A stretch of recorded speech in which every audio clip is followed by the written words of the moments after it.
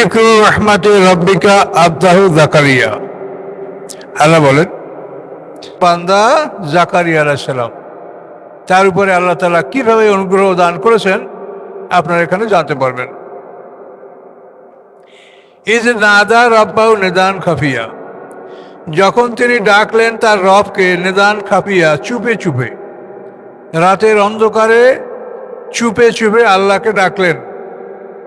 তাহলে মোনাজাত চুপে চুপে করা উত্তম। তা আমাদের বর্তমান যে মোনাজাতগুলি হচ্ছে এগুলি মানে আমার কাছে পছন্দনীয় নয়। নাম উল্লেখ করে অমুক করে সমুক করে, মানে এটাও যেন একটা মানে রাজনৈতিক অনুষ্ঠান মোনাজাতগুলি। কিন্তু মোনাজাত কীভাবে করতে হয় তো কোরআনে বলা আছে, সেভাবে করেন। আপনি চুপে চুপে গোপনে আল্লাহর কাছে আপনার কথা বলেন। তবে নামাজের পরে ইমাম সম্মিলিত মুসল্লিদেরকে নিয়ে দোয়া করবে হাত তুলে, এটা মুস্তাহাব। তার কারণ মুক্তাদিরা সবাই দোয়া জানে না। তো ইমাম সাহেব যদি সুন্দর করে দোয়াগুলো পড়েন, মুক্তাদিরা আমরা আমিন আমিন বলি, তাহলে আমরা সবাই মিলে একটা বড় সওয়াবের অধিকারী হই। এই জন্য সালাত ফরজ নামাজের পরে সম্মিলিতভাবে হাত তুলে মোনাজাত করা মুস্তাহাব। ফিকার কিতাব এই কথাগুলোই লিখেছেন।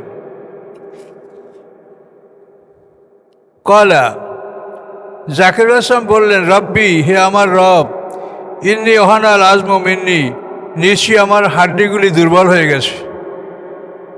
বয়স হয়ে গেলে হাড্ডি দুর্বল হয়ে যায়। ওয়াস্তালার রাসু সাইবা, এবং আমার মাথায় বার্ধক্য ছড়িয়ে পড়েছে, মানে মাথার চুলগুলো সাদা হয়ে গেছে, আমার মাথায় বার্ধক্য ছড়িয়ে পড়েছে।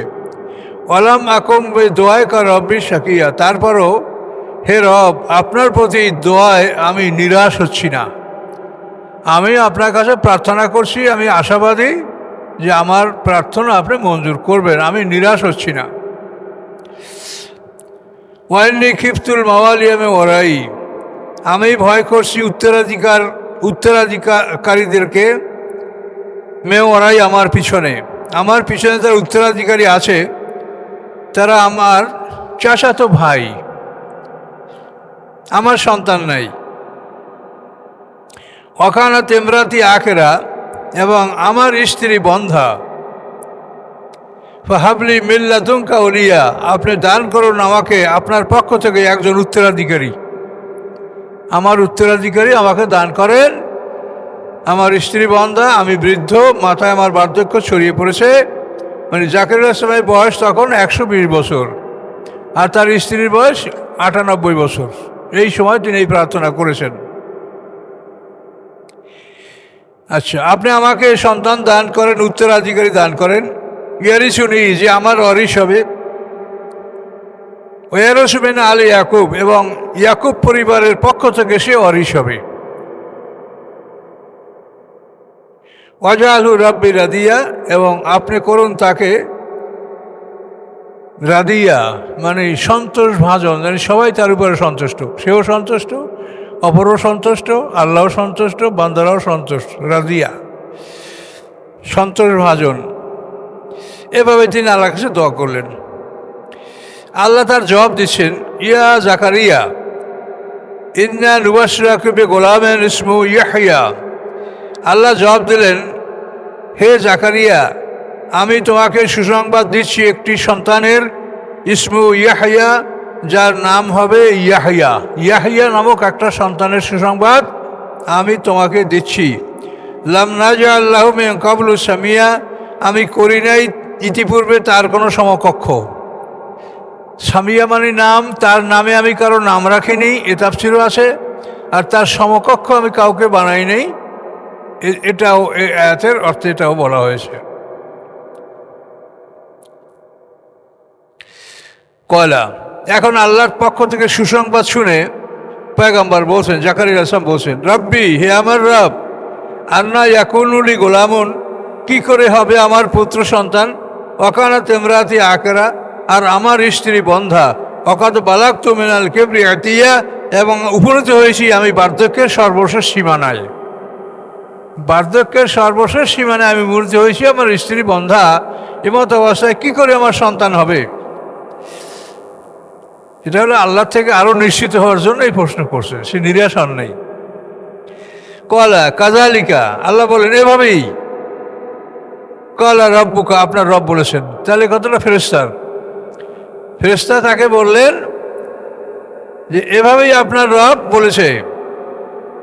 কলা রব্বুকা হু আলাইয়া হাইয়ুন, এটা আমার উপরে খুবই সহজ। আল্লাহ বলছেন যে আমি তোমাকে এই বয়সে সন্তান দিব, 120 বছর বয়সে, তোমার স্ত্রীর 98 বছর বয়স, এটা আমার জন্য খুব হালকা সোজা। অকত খালাক্তুকা মিন ক্বাবলু ওয়া লাম তাকু শাইআ, আমি তো ইতিপূর্বে তোমাকে সৃষ্টি করছি, তখন তুমি কিছুই ছিলে না। কি ছিলে তুমি? এক শুক্রবিন্দু, যেটা অনুবীক্ষণ যন্ত্র ছাড়া দেখা যায় না, এরকম একটা ক্ষুদ্র বস্তু। আর যে একটা শুক্রকীট দ্বারা আমাদের জন্ম, ওই রকম কোটি কোটি শুক্রকীট তো জলে ভেসে যাচ্ছে, এটা জানেন আপনারা। তাহলে সেই জন্য বলছে তুমি তো কিছুই ছিলে না, যার দ্বারা তোমাকে সৃষ্টি করা হয়েছে। ওরকম স্পার্ম শুক্রকীট একটা পুরুষের বীর্য স্খলন হওয়ার সাথে কোটি কোটি বিনষ্ট হয়ে যাচ্ছে, তার মধ্যে থেকে একটা দিয়ে তোমার সৃষ্টি হচ্ছে, তুমি তো কিছুই ছিলে না। কলা পয়গম্বর এখন অস্থির হয়ে গেছেন। কলা তিনি বললেন রব্বি জাআলি আয়া, হে রব আমার জন্য আপনি নিদর্শন দেখান, নিদর্শন নির্ধারণ করেন, যে নিদর্শনের মাধ্যমে আমি বুঝতে পারি যে আমার পুত্র সন্তান হবে। কলা আয়াতুকা, আল্লাহ বললেন তোমার নিদর্শন হচ্ছে আল্লাহ তুকাল্লেমান নাসা সালাসা লাইয়ালিন সাবিয়া, যে তুমি মানুষের সাথে 3 দিন কথা বলতে পারবে না সুস্থ অবস্থায়। সাবিয়া মানে সুস্থ অবস্থা। তুমি সুস্থ, কিন্তু মানুষের সাথে কথা বললে তোমার কথা ফুটবে না, তোমার জিহ্বায় কথা স্পষ্ট হবে না। কিন্তু তুমি যদি ইবাদত করো, সেটা তোমার জিহ্বায় জারি থাকবে। এটা হলো তোমার আলামত, নিদর্শন। ফাখারাজা আলা কওমি মিনাল মেহরাব, অথবা সে বের হলো তার জাতির কাছে, হ্যাঁ, মেহরাব থেকে। মেহরাব মানে প্রাইভেট অ্যাপার্টমেন্ট, যেখানে ইমাম সাহেব থাকেন, এটা হলো মেহরাব। এই জায়গাটা মেহরাব। মেহরাব শব্দের অর্থ অস্ত্রাগার। কারণ রাসূলের সাহাবীরা সবসময় অস্ত্র নিয়ে থাকতেন, কিছু না হলেও অন্তত একটা তলোয়ার তাদের কাছে সবসময় থাকতো। কাজে নামাজের সময়টা সমস্যা, আর এগুলো তো পিছনে রাখার সমস্যা, সাথে রেখে নামাজ পড়াও সমস্যা। এই জন্য এই অস্ত্রগুলির সামনে রাখার জন্য এই অস্ত্রাগার, এই জায়গাটা করা হয়েছে মেহরাব। এবং এই জন্য এই জায়গাটাকে মসজিদের অংশ বলা হয় না। ইমাম সাহেব দাঁড়াবেন অন্তত এইটার ভিতরে, এদিকে বাইরে হয়ে গেলে ইমাম সাহেব একাই মসজিদের বাইরে হয়ে যাবেন। এটা মেহরাব। আর মেহরাব মানে প্রাইভেট অ্যাপার্টমেন্ট, ব্যক্তিগত সুরক্ষিত কক্ষ। বের হলেন জাকারিয়া সালাম, তিনি তাদেরকে ওহী করলেন। ওহী মানে কি? তাদেরকে ইশারায় জানিয়ে দিলেন। আল্লাহ যখন ওহী করে কেউ দেখে না, তিনি ওই রকম ইশারায় তাদেরকে জানিয়ে দিলেন আনসাব্বিহু বুকরাতা ওয়া আশিয়া, যে তোমরা সকাল সন্ধ্যা আল্লাহর পবিত্রতা ঘোষণা করো। সন্ধ্যা সার্বক্ষণিক, আর বিশেষ করে দিনের মাঝখানের সময়টা তো আল্লাহ কাজের জন্য নির্ধারণ করেছেন। এই জন্য সাধারণত এই সকাল সন্ধ্যার কথাটা কোরআনেও বলা হয় এবং নবী রাসূলরাও বলেছেন। আল্লাহ বলেন ইয়া ইয়াহইয়া, হে ইয়াহইয়া, খুজিল কিতাব বিকুয়া, কেতাবকে তুমি শক্ত করে ধারণ করো। ও আতাইনাউল হুকমা সাবিয়া, এবং আমি দান করেছি তাকে প্রজ্ঞা বাল্যকালে। তাফসীর বলা আছে 3 বছর বয়সে আল্লাহ তাআলা তাকে তাওরাত, ইনজিল, এই ধরনের কেতাব, ইনজিল তখন নাজিল হয় নাই, তাওরাত এনাদের পরে, এই ইয়াহইয়া আলাইহিস সালামের পরে ঈসা আলাইহিস সালাম নবী। তো এই জন্য আল্লাহ বলেন আমি তাকে হিকমত দান করছি, প্রজ্ঞা দান করছি বাল্যকালে। 3 বছর বয়সে আল্লাহ তাআলা তাকে তাওরাতের জ্ঞান দান করেছিলেন। ও হানানাম মিন লাদুন্না, এবং তিনি ছিলেন অত্যন্ত দয়া পরবশ, অত্যন্ত বিনয়ী নম্র। তিনি ছিলেন অত্যন্ত বিনয়ী নম্র মিন লাদুন্না, আমার পক্ষ থেকে। ও যাকাত, এবং পবিত্র, নম্র, ভদ্র, পবিত্র। ওখানে তাকিয়া, এবং তিনি ছিলেন পরহেজগার, সবসময় তিনি খারাপ থেকে দূরে থাকতেন। ওয়ার্ড অফ ইভিল, নিজেকে খারাপ থেকে দূরে রাখতেন। বাররাম্বে ওয়ালিদাইহি, এবং তিনি পিতামাতার প্রতি ছিলেন অত্যন্ত দয়ালু। সদাচরণকারী। ওলাম ইয়াকুন জব্বারান আসিয়া, ছিলেন না তিনি একজন অত্যাচারী এবং অবাধ্য। তিনি অত্যাচারীও ছিলেন না, অবাধ্যও ছিলেন না, সুন্দর একটা মানুষ ইয়াহিয়া আলাইহিস সালাম। সালামুন আলাইহি ইয়াওমা ওয়ালিদা, শান্তি তার উপরে যেদিন সে জন্মগ্রহণ করেছেন। ওয়া ইয়াওমা ইয়ামুতু, এবং যেদিন তিনি মৃত্যুবরণ করবেন। ওয়া ইয়াওমা ইউবআসু হাইয়া, এবং যেদিন তাকে জীবিত উঠানো হবে হাসরের মাঠে। এই তিনটা সময় অত্যন্ত ভয়ঙ্কর সময়। মানুষের জন্ম, আমরা জন্মগ্রহণ করছি, কষ্টটা মা অনুভব করছেন, আমরা তো বুঝি নাই, কিন্তু আসলে সেটা আমাদের জন্য একটা ভয়ঙ্কর অবস্থা, কিন্তু আমরা বুঝি নাই। মৃত্যুটাও একটা মানুষের জন্য ভয়ঙ্কর অবস্থা, আর পুনরুত্থানটাও একটা ভয়ঙ্কর অবস্থা। কাজে এই তিনটা সময়কে উল্লেখ করে বললেন যে এই তিনটা সময় তাদের জন্য শান্তি, এই তিনটা সময় তাদের কোনো এরকম ভয়ঙ্কর অবস্থায় পতিত হতে হবে না। এই জন্য বলা হলো কি যে সালামুন, শান্তি তার উপরে,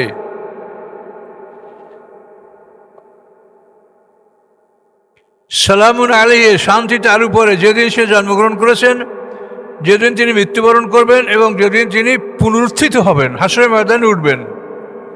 তাহলে এই যে দিনগুলি তাদের জন্ম, মৃত্যু এবং পুনরুত্থান, এই দিনগুলিতে শান্তি। কাজে এই জন্য আমাদের নবী মুহাম্মদ সাল্লাল্লাহু আলাইহি ওয়াসাল্লাম, তিনি এনাদের চাইতেও তো সম্মানিত নবী। কাজে এনাদের জন্ম, মৃত্যু এবং পুনরুত্থান এগুলি শান্তিময়। তো এনাদের এই জীবন, জন্ম, মৃত্যু, পুনরুত্থান শান্তিময় হয়েছে কেন? এই জন্য আমরা সিরাত মাহফিল এবং রাসূলের জীবনী আলোচনা করে এগুলি আমরা মানুষকে জানাবো, এটা আমাদের কর্তব্য। কিন্তু এক শ্রেণীর লোক বলে এগুলি করা জায়েজ নেই। কি বলবেন? এদের মাসলা শুনলে অবাক হয়ে যেতে হয়।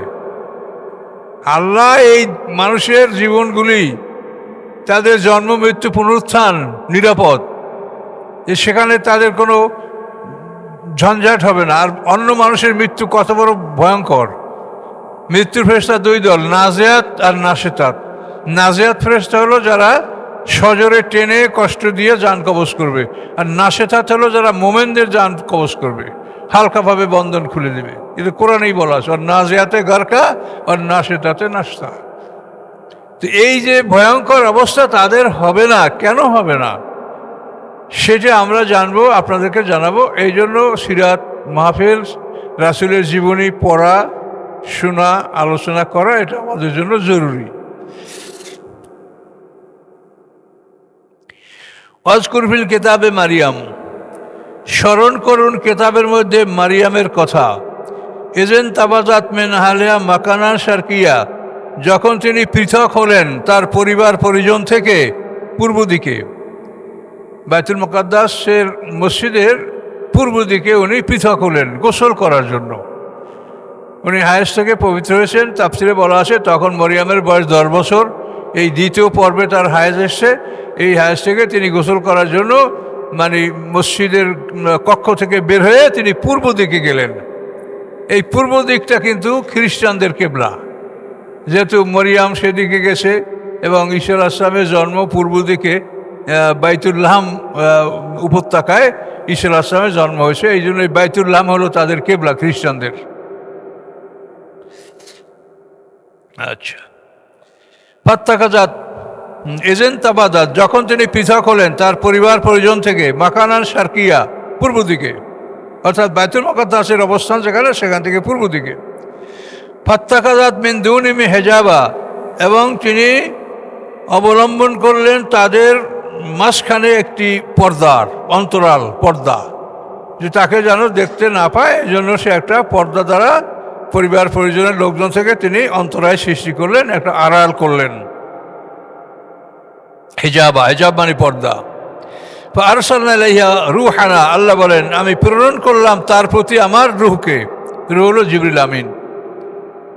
যখন তিনি গোসল সেরে কাপড় চোপড় পরলেন তখন সেখানে জিবরিল আমিন হাজির হয়ে গেল। কিভাবে হাজির হলো? ফাতামাসসালা বাশারান সাবিয়া, তিনি আকৃতি ধারণ করলেন তার জন্য একটি সুঠাম ও সুন্দর মানুষের, একটা সুঠাম ও সুন্দর মানুষের আকৃতি ধারণ করলেন। ফেরেশতারা তো বিভিন্ন আকৃতি ধারণ করতে পারে। তো এসব কথাগুলি অনেক গভীর কথা। এটা হলো যে একজন নারী পুরুষের একটা স্পার্ম একটা গ্রহণ করার জন্য তার একটা দেহের পরিবর্তন আসতে হয়, তা নাহলে এটা স্বাভাবিকভাবে এটা হয় না। এই দেহের পরিবর্তনটা নারীদেরও আসে, পুরুষেরও আসে। এই পরিবর্তন যে ঘটে, পুরুষ যদি একটা সুন্দরী নারীকে দেখে তো তার দেহের মধ্যে একটা পরিবর্তন ঘটে, আর একজন নারী ঠিক তেমনি যদি একজন সুঠাম সুন্দর মানুষ দেখে তার নারীর দেহের মধ্যে একটা পরিবর্তন আসে, এবং এই পরিবর্তন আসার পরেই আসলে একজন নারী একটা পুরুষের স্পার্ম গ্রহণ করার মানে ক্ষমতা রাখে। এটা আপনারা বুঝতেছেন, আপনারা সবাই বড়।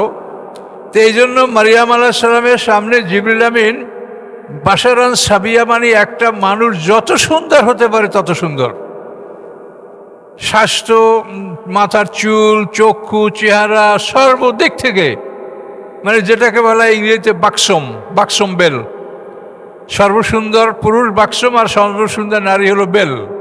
তো এই বাক্সম মানে সর্বসুন্দর আকৃতিতে মারিয়ামের সামনে হাজির হয়েছেন, যাতে তার দেহের মধ্যে অনিচ্ছা সত্ত্বেও একটা পরিবর্তন ঘটে যাবে।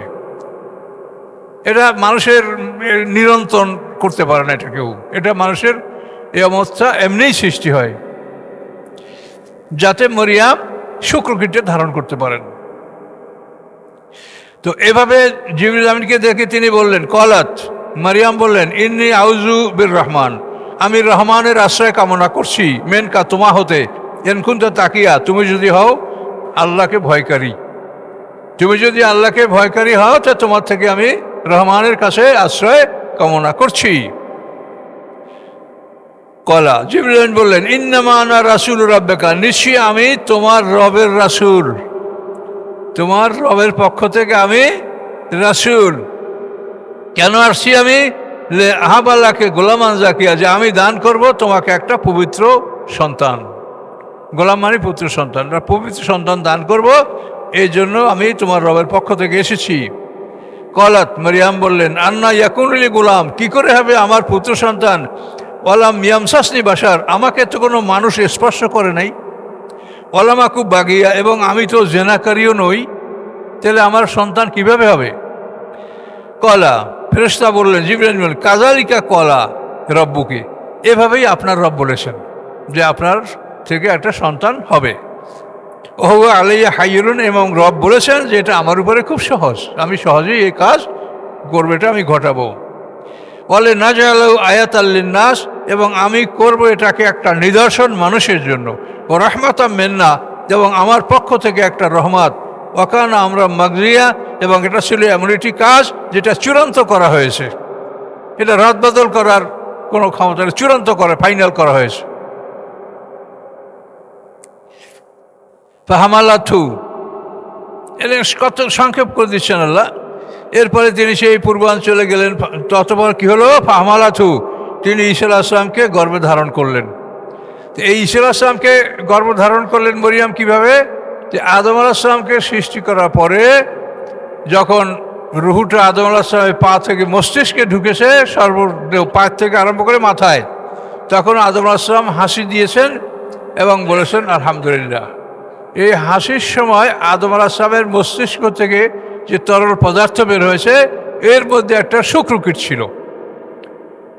শুক্রকীটটা মানুষের জামা কাপড় পোশাকেও থাকতে পারে, এই জন্য নারীদেরকে সতর্কতা অবলম্বন করতে পারে, তারা যেন অপর পুরুষের পোশাক না ধরে বা অপর পুরুষের বিছনায় উঠা বসা গড়াগড়ি না করে, এগুলি সতর্ক করা হয়েছে।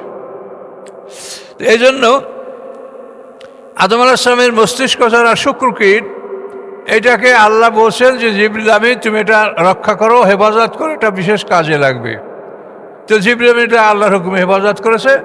এই মরিয়াম আলাইহিস সালাম যখন 10 বছর বয়সে উপনীত হয়েছে, দ্বিতীয় হায়েজ থেকে তিনি পবিত্র অর্জন করেছেন, তখন এই শুক্রকীটকে নিয়ে আল্লাহ জিবরিল আমিনকে আদেশ করেছেন যে তুমি ফুঁক দিয়ে বাতাসের মাধ্যমে এটা মরিয়ামের জনিদারে পৌঁছিয়ে দাও। এভাবে আল্লাহ তাআলা ঈসা আলাইহিস সালামের জন্ম প্রক্রিয়া শুরু করেছেন। এবং এইটা দেখেন যে পুরুষের একটা শুক্রকীট পুরুষ থেকে পৃথক করে সেই শুক্রকীটটা একটা ডিম্বকোষের সাথে সংযোগ দিয়া টেস্ট টিউবে আপনি দেখতে পারেন যে এর সংযোগটা হয়েছে কিনা। এটা আধুনিক বিজ্ঞান এটা করছে।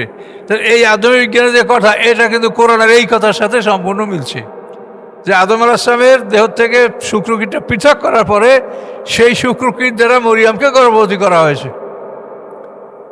তাহলে টেস্ট টিউবও এরকম পুরুষ থেকে মানে বীর্য সংরক্ষণ করে তারপর সেটার দ্বারা টেস্ট টিউবের মাধ্যমে একটা গর্ভ নিশ্চিত হয়েছে কি না এটা বোঝা যাবে। কিন্তু এটা ডেভেলপ করবে না, ডেভেলপ করার জন্য আবার তাকে নারীর গর্ভে এটাকে পাঠাতে হবে।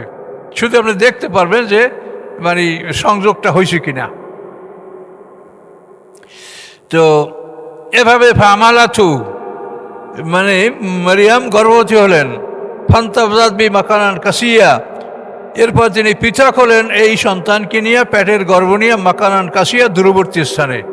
মানে যখন গর্ভবতী হয়েছেন, সন্তান পেটে বড় হয়েছে, মানে 8 মাসে ঈসা আলাইহিস সালাম ভূমিষ্ঠ হয়েছেন। এটাই তাফসীর কারকদের মত। অনেক কথা আছে যে 8 মাসে সন্তান হলে সাধারণত বাঁচে না, কিন্তু ঈসা আলাইহিস সালাম 8 মাসে জন্মগ্রহণ করেছেন এবং তিনি জীবিত ছিলেন। এটা আল্লাহর একটা মুআজিজা। তো ফান্তাবাযাত বি মাকানান কাসিয়া, অথবা নিয়ে গেলেন তিনি, চলে গেলেন তিনি এই সন্তানকে নিয়ে দূরবর্তী স্থানে। এরপরে আজাহাল মাখাত, তার প্রসব বেদনা শুরু হলো। এই প্রসব বেদনায় তাকে নিয়ে আসলো এলা জেজে নাখলাতে, একটা খাজুর গাছের কাণ্ডের কাছে। প্রসব বেদনার কারণে সে একটা খাজুর গাছের কাণ্ডে হেলান দিয়ে দাঁড়ালেন, জেজে নাখলা।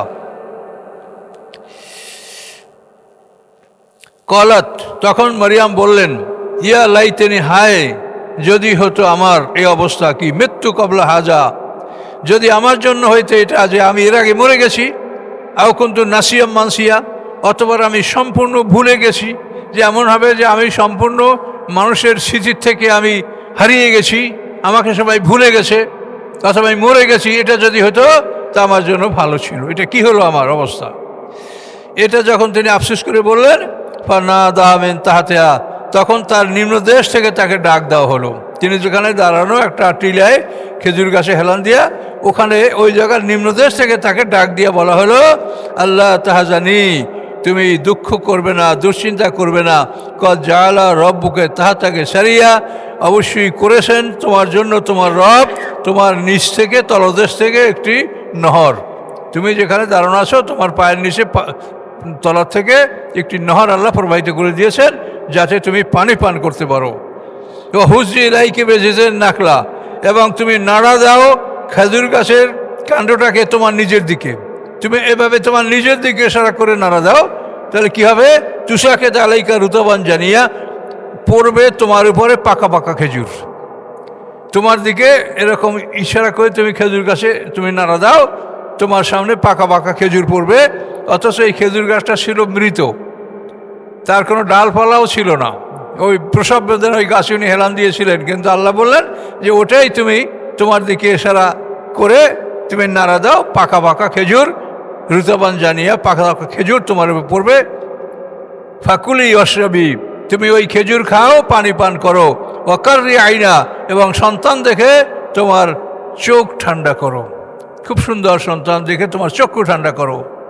আর ফায়াম্মা তারা ইয়ান্নে মেনাল বাসারে, যদি তুমি কোনো মানুষ দেখতে পাও, আহাদান কোনো মানুষ, ফাকুলি তুমি বলবে, ইন্নি নাজাতুল সওমে, ইন্নি নাজাতুর রহমানের সওমান ফালান উকাল্লিমাল ইয়াওমা ইনসিয়া, নিশ্চয়ই আমি মান্যত করেছি রবের উদ্দেশ্যে রোজা, আমি আজকে কারোর সাথে কথা বলতে পারবো না। সেই যুগে রোজা রেখে কথা বললে রোজা ভঙ্গ হয়ে যেত, রোজা রেখে কথা বললে রোজা ভঙ্গ হয়ে যেত। কাজেই তুমি মানুষকে মুখে পেটে ইশারা করে বলো যে আমি রোজা রেখেছি, আমি কারোর সাথে কথা বলতে পারবো না। এটা আল্লাহ শিখাই দিলেন। আতাত ভি কমাহা, অতঃপর তিনি ওই সন্তানকে নিয়ে তার জাতির কাছে চলে আসে। 40 দিন পরে উনি ওই জায়গা থেকে সন্তানকে নিয়ে বাড়িতে আসলেন। কলু, তখন তারা বলল, ইয়া মারিয়াম, হে মরিয়াম, লাকাদ যেতে শাইয়ান ফারিয়া, নিশ্চয়ই তুমি একটা ভয়ঙ্কর কাজ করেছো, অত্যন্ত ভয়ঙ্কর কাজ করেছো। ইয়া উক্তা হারুন, হে হারুনের বোন। উক্তা হারুন বলতে ভালো মানুষ। হারুন মানে হারুন নামে একজন মানুষের বনী ইসরাঈলের মধ্যে সেই হারুনের জানাজায় যারা শরীক হয়েছে তাদের সবাইকে হারুন বলা হয়, তারা ভালো মানুষ। পবিত্র মানুষ। এই জন্য হে হারুনের বোন, মাকানা আবু কেমরা সুয়েন, ছিল না তোমার পিতা কোনো খারাপ মানুষ, অমাকানা তুম্মুখে বাগিয়া, এবং ছিল না তোমার মা জেনাকারী। তোমার মাও খারাপ ছিল না, জেনাকারী ছিল না, তোমার বাবাও খারাপ ছিল। মারিয়ামের বাবার নাম হলো ইমরান আর মার নাম হলো হান্না। হান্না হান্না আর এদের পিতার নাম হলো ফাকুস। হান্না আশা দুই বোন। এই হান্না হলো এই মরিয়ামের মা, আর আশা হলো জাকারিয়া আলাইহিস সালামের মা। তো আশারাত আলাইহি, যখন মানুষরা তাকে এরকম ধিক্কার দিতে লাগলো, তাকে তিরস্কার করতে লাগলো, তো আশারাত আলাইহি, তখন তিনি বাচ্চার দিকে ইশারা করলেন। কলু, লোকেরা বলল, কাইফা নুকাল্লিমু মান কানা ফিল মাহদি সাবিয়া, কীভাবে কথা বলবো এমন একটা বাচ্চার সাথে যে বাচ্চার দোলনায় শিশু দোলনায়, তার সাথে আমরা কি করে কথা বলবো? তখনই ঈসা আলাইহিস সালাম মায়ের দুধ ত্যাগ করে কলা বলতে লাগলেন তিনি, ইন্নি আব্দুল্লাহ, আমি আল্লাহর বান্দা। 40 দিন বয়স। ইন্নি আব্দুল্লাহ, আমি আল্লাহর বান্দা। আতানিয়াল কিতাবা, আল্লাহ আমাকে কিতাব দান করেছেন। ও জাআলানি নবিয়া, আল্লাহ আমাকে নবী বানিয়েছেন। ও জাআলানি মুবারাকান, এবং আমাকে করেছেন মঙ্গলময়, কল্যাণকর। আইনামা কুনতু, যেখানে আমি থাকবো সেখানেই সেই জায়গাটা কল্যাণকর হবে, মঙ্গলময় হবে। ও আওসানি বিসসালাতি ওয়াজ যাকা, এবং আল্লাহ আদেশ করেছেন আমাকে নামাজ এবং জাকাত আদায় করার জন্য। মাদুম তু হাইয়া, যতদিন আমি বেঁচে থাকবো, জাকাত এবং সালাত আমাকে আদায় করার জন্য বলেছেন। বাররাম বিওয়ালিদাতি, এবং আমি আমার মায়ের সাথে যেন সদ্ব্যবহারকারী হই।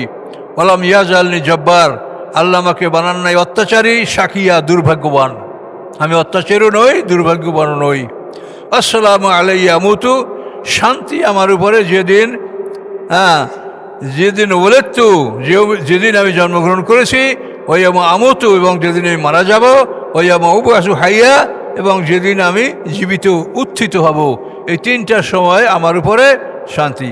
এখানে দেখেন আসসালামু, আলিফ লাম সহ আসছে, আর আগের বার আসে সালামুন। কাজে এই জন্য অনেক ভাইরা আমাকেও সালাম দেয়, সালামুন আলাইকুম, মানে ওনারা আসসালামু বলবে না। কিন্তু আপনি কোরআনের একটা আয়াত মানবেন, আর একটা মানবেন না, এটা আপনিই বিচার করেন। উপরে আয়াত পড়লেন সালামুন আলাইয়া হিয়া ওলেত্তু, আর এখানে আসসালামু আলাইয়া। তাহলে আসসালামু বলতে দোষটা কোথায়? আসসালামু বলতে হয় কি আলিফ লাম, এটাকে ইস্তেগরাকি বলা হয়, মানে শান্তির সমস্ত দিকগুলি এর মধ্যে আসে। আসসালাম যদি বলেন, আসসালাম। আলিফ লাম তো 4 প্রকার, জিনসি, হাদে জেহেনি, হাদে খারিজি, আর ইস্তেগরাকি। মানে যে আলিফ লামে সব মানে করে, মানে অন্তর্ভুক্ত করে। আলিফ লাম ইস্তেগরাকি বলে এটা আরবি ভাষায়। এখান পর্যন্ত থাকবে। এখানে আমরা আসসালামু আলাইয়া, শান্তি আমার উপরে। ইয়মা উলেত্তু, যেই দিন আমি জন্মগ্রহণ করেছি। ওইমা আমতু, যেই দিন আমি মৃত্যুবরণ করব। ওইমা উবআসু হাইয়া, এবং যেদিন আমাকে পুনরায় উত্থিত করা হবে। তো এটা হলো 33 নম্বর আয়াত পৌঁছে গেছি।